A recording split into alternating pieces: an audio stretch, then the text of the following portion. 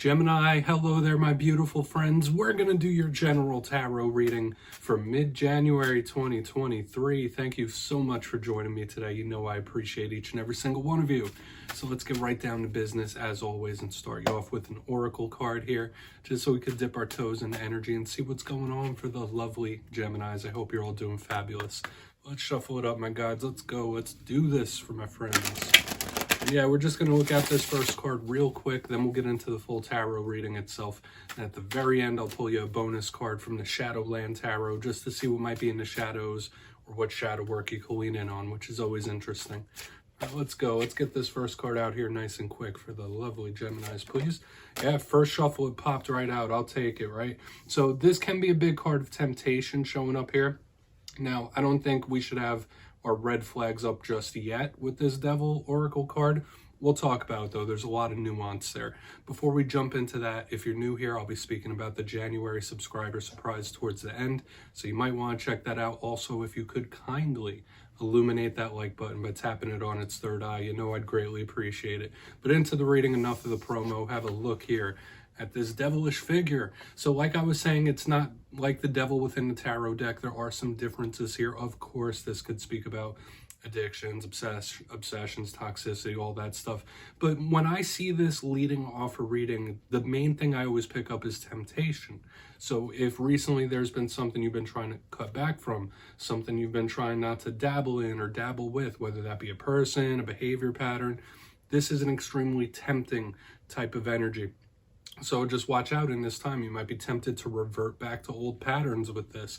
Or it could just represent something that's been around for a while, that's sticking around, that's very hard to process when I see this energy. So it's something to watch out for. I don't think, as I always say, it doesn't ruin the reading. It's just a little footnote here. So we'll see what shows up in the spread itself. Let's get into tarot. Yeah, don't worry too much about that. I'm going to get you 3 cards in the upright before we get the intuitive, juicy stuff going. Let's shuffle it up. Still using the most adorable deck in existence, the Smith Tiny Tarot. I love this. The little characters, I've been raving about it for weeks now. I will continue to do so because it makes me smile. Let's get you 3. So, last week's reading was titled An Unexpected Breakthrough. You know me, I like to try to keep the titles as simple as possible, 3 or 4 words tops. So, I was getting the big energy of something breaking through for a lot of Geminis, whether that's big improvements, big action happening, something you may have been working towards for a long time could have came to pass. So we're going to see what we have for you this week. Even if you didn't have a breakthrough of some sort, that could still be within hand. Sometimes energies take a while to manifest fully. Let's get you 3. And yeah, as I always say, just take it how it hits for you. Energy is very fluid. Could be looking at yours or somebody else's. So what do we got? All right, we have the 5 of Cups in position number 1. Now, I want to mention this too. Don't get freaked out about the 5 of Cups, because in the past 3 weeks, 2 of the readings were revolving around possibly someone else aside from you. But the 5 of Cups, River of Tears. Let's see how it plays out. Okay, we have the Fool card. Some sort of new beginning possible as well. Totally different energies too. Because whereas we have the 5 of Cups, the Fool is like the complete opposite. Very jovial and happy. So we're getting a lot of like flip-floppy energy here, like 2 sides of a sword. Let's get one more. Thank you. All right, we got the Magician. So we have 2 very powerful major arcana here. And we're going to have to go through this. This is an interesting one this week, Gemini. Your readings are usually very nuanced. But let's go through. I'll give you the classical meanings and archetypes before we get the juicier stuff. So position number 1, like I was saying, the 5 of Cups. Generally, a lot of readers call this the River of Tears. So this could be anything from little sadness, having your feelings hurt, something bothering you, or to something very major. Like this could even represent heartbreak, somebody feeling devastated. It's like completely broken type of energy. Or you might just sprout a few tears, right? Like you might be sad, you might cry about something. Let's not go too deep on it because we do want to clarify it.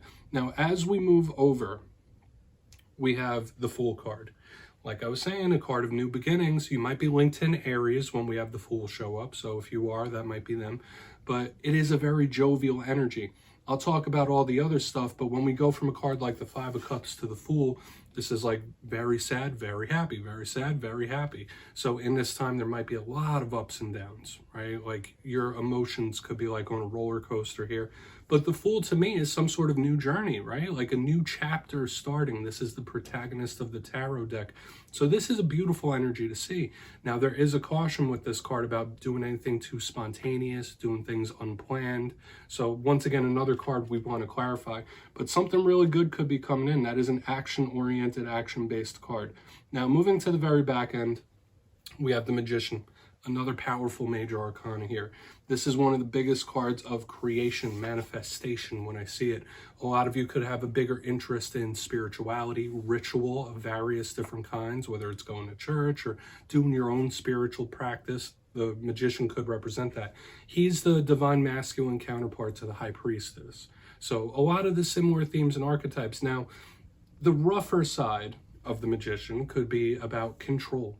So there might be someone around you that's a little overly controlling, very micromanaging type of individual when we have this card. Sometimes I say when the Magician shows up, you need to know there's some things in life that you can't control. But it could speak about magical things as well. A lot of you might be trying your hand at some magics here with the Magician. But your powers of creating and manifesting could be very heightened when this card shows up. So I want to dive deeper on all of this, Gemini. Let's jump in and clarify. All right, let's get a good shuffle here for you, my friends. What do we got for Gemini, my guides? Talk to me. And yes, this is where I go intuitive with the message, which means I just tell you how it feels to me. So feel free to do further research or rely on your base knowledge of tarot, because as you know, every single reading is about the reader's interpretation, and I'm just giving you mine. Let's go in on that Five of Cups. Apologies for that train in the background. I live in Jersey, it's loud. So let's go in on that Five of Cups. And yes, if you read cards yourself, please feel free to play along. That's why the box is here. If you're feeling any messages that you think Gemini needs to hear, you drop it in the comments. I don't mind. Won't be stepping on my toes. All right, Five of Cups. What's that Five of Cups here? Thank you. Page of Wands, yep. Harsh, hurt feelings.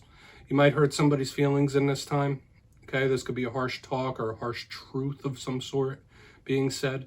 And I'm getting the energy of somebody being very reckless with their words. Not saying it's you, but with the Page of Wands underneath the Five of Cups, that's just how it feels. These are cards of messengers. It's also a card of somebody. Some of you might not know what to do with all your energy and focus as well. So some of you might have this feeling like you're a little lost, or someone around you might be feeling very lost. Like, I don't know what to do. I don't know which way to go. I wish I had some direction here. So those are the two main things I'm feeling.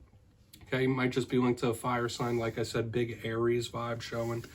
But when we have a card of new, when we have a card of communication under the Five of Cups, I feel like it's one or the other, pardon me. So it could be some sort of harsh truth, harsh talk that happens where someone's reckless with their words, or a reckless conversation. But a big vibe I'm catching here is someone who doesn't know what to do, which way to go. Okay, so do with that what you will. We're going to keep moving. Not going to get too hung up here because I think I explained that properly. We're going to go in on that Fool card. Somebody around you might need some direction, though. Like they might need like a guiding star, a guiding light. Let's go in on the Fool. Because that, I don't want to say it concerns me, but when we have somebody that's like lacking direction and then we go to the Fool card, the spontaneity, let's just see what shows up here. So why is the Fool card here? I mean, maybe someone gets on your bad side and you just got to verbally undress them. That could be it. 10 Cups Fool, yeah. Wow. This is amazing. This is a beautiful energy here. So you see what I'm talking about? The back and forth, up and down. We have the 10 of Cups underneath the Fool card. So the complete antithesis of what we have going on here in the front. Okay, this is somebody winning it all, having it all. The 10 of Cups represents a happy ending. It's wish fulfillment. Could represent good things involving the home, the household, the family. But under the Fool card, a lot of you might be on like the very early stages of a beautiful, fulfilling journey.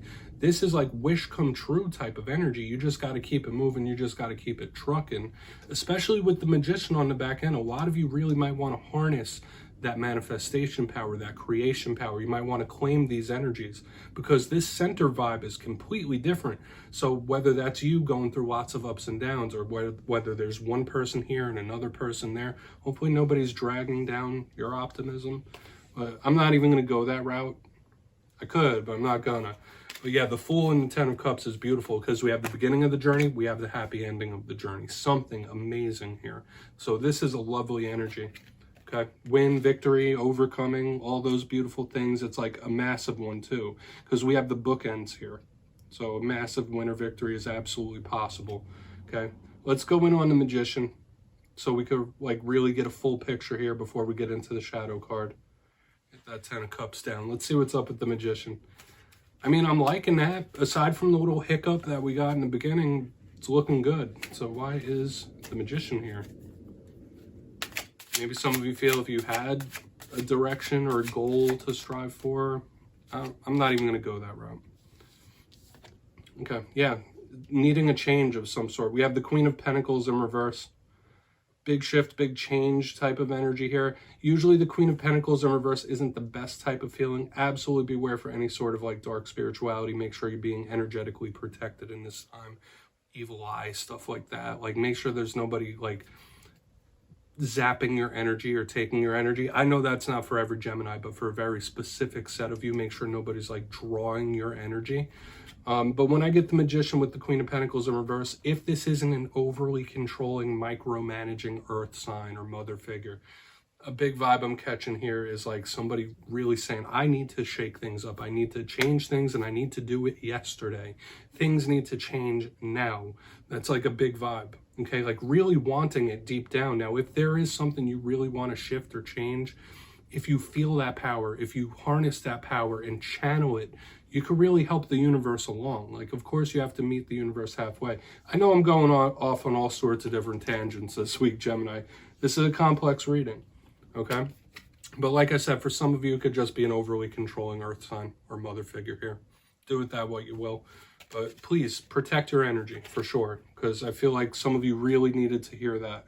Like really make sure you're staying cleansed up, crystal healing, all that good stuff, if you believe in it. I know not everybody who watches tarot believes in that.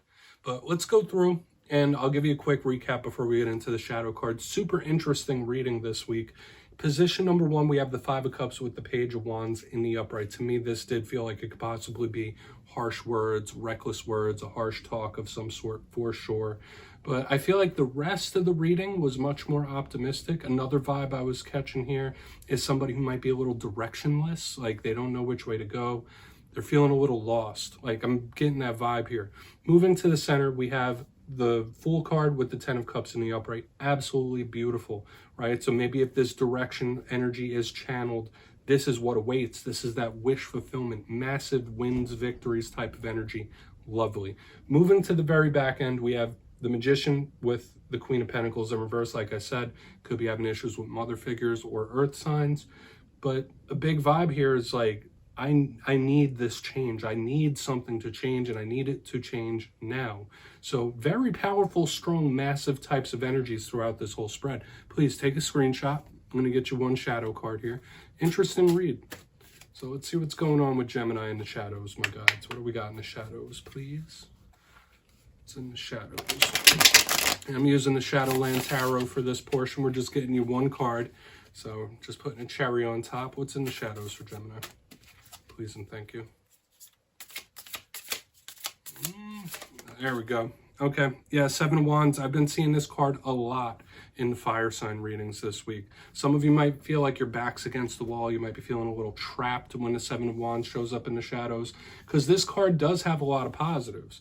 Watch out for conflict in this time. We did see it in the main part of the spread, but the Seven of Wands, to me, the shadow side of it is somebody that feels like they're trapped for sure, where like it's one thing after another, battle after battle, issue after issue. So watch out for energies like that, and especially if you're feeling like you're being cornered or trapped or bogged down, those are energies you'll really want to try to avoid in this time, because then that could bring a lashing out. So watch out that you don't make somebody else feel trapped or cornered too. Take from it what you will, but the Seven of Wands can be combative. as well. So just watch out for these energies. Very fiery. There was a lot of fire in your spread this week. So we're going to put that down right there, Gemini. That's what I have for you this week, my beautiful friends. Don't click away just yet. I'm going to give the details of the January subscriber surprise. For the January subscriber surprise, I'm giving away 2 copies of the beautiful, adorable Smith Tiny Tarot. This is the deck I used in this week's readings. So if you'd like to get your hands on this, it's 2 simple things. As always, my friends, first, you must be subscribed, which I'm sure you already are. And second, let me know down in the comments which one of the cards from this week's readings you thought was most adorable. Which one do you like the best? You'll be entered to win, and at the end of the month, I'll announce the winners in my community tab at random. As always, my friends, much love to you, and I'll see you next time.